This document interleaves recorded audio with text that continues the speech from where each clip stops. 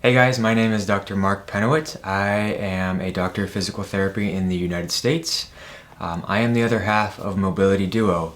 So essentially what today will be is a quick introduction of diaphragmatic breathing. I will not be going deep into the anatomy physiology just because there are better resources out there. So what is it? How can it help me? And what can I do exercise-wise? So the diaphragm doesn't just act as a respiratory muscle. The diaphragm acts as a postural control when you're standing, moving, things like that.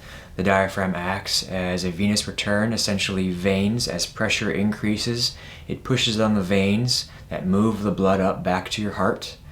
The diaphragm aids in digestion and intestinal motility. So what that means is as my lungs expand, it pushes down onto my abdominal contents. It's pushing against the intestines to allow that contents inside the intestines to move. It lowers your heart rate. There are sensors all over your body, arteries in your brain stem that kind of control the CO2, pH, and oxygen amount in the blood. And lastly, it's a stress reliever. So for especially the athletes, people in high stress environments, performing this deep diaphragmatic big belly breathing can reduce your stress, lower your heart rate, Okay, so diaphragm. What is it? Where is it? Essentially the diaphragm, if you can imagine a parachute, kind of sits above my abdominal contents and it sits below my lungs and my thoracic cavity. So thoracic cavity, abdominal contents, I have this muscle. Diaphragm is a muscle that is kind of half a parachute. Okay, so as my lungs expand, fill with air, pushes the diaphragm down, squeezes all of the abdominal contents. You have another muscle on the bottom, the pelvic floor, that kind of pushes back. As I breathe out, diaphragm comes back up, allows my lungs to kind of push all of that CO2 out, and you just do it all over again. Okay, so what are some things that you can do to practice diaphragmatic breathing, some exercises? I have Sarah here, who is my patient. Most of you already know her. So just pretend like Sarah's on a bed that you can have at home. She has a pillow under her head. She has a pillow under her knees. She's relaxed, okay? So what I'm going to have Sarah do, Sarah, with your right hand, I want you to place it on your belly. Okay, with your left hand, I'm going to have you place it on your chest. Okay. All right, so what we're going to be doing, she's going to breathe into the count of 4 through her nostrils. Wait before you do that.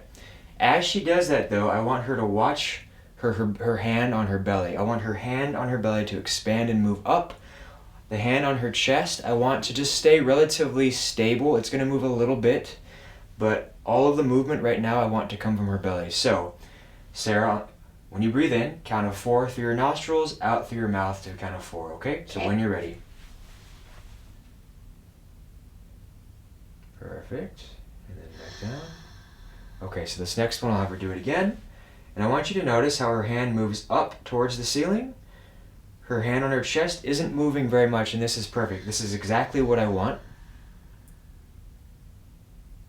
And one more time. And Sarah, just describe a little bit about what you're feeling.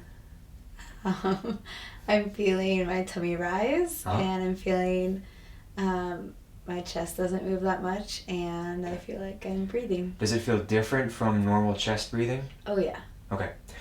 So this is just a good start. This is where I would expect everyone to start, just to get the coordination, the feeling of allowing that belly to really fill up, to allow that contents to push down, to allow that chest to fill with fresh oxygen, using your belly and then pushing back out, squeezing your abdominals ever so slightly. I don't want you to clench.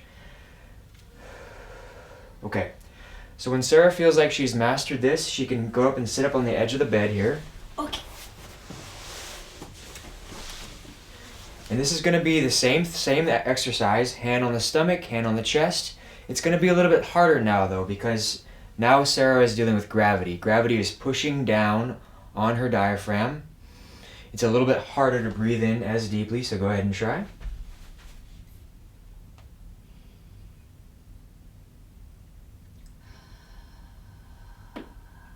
Does it feel the same or different? It feels like I have to work harder at it. Okay.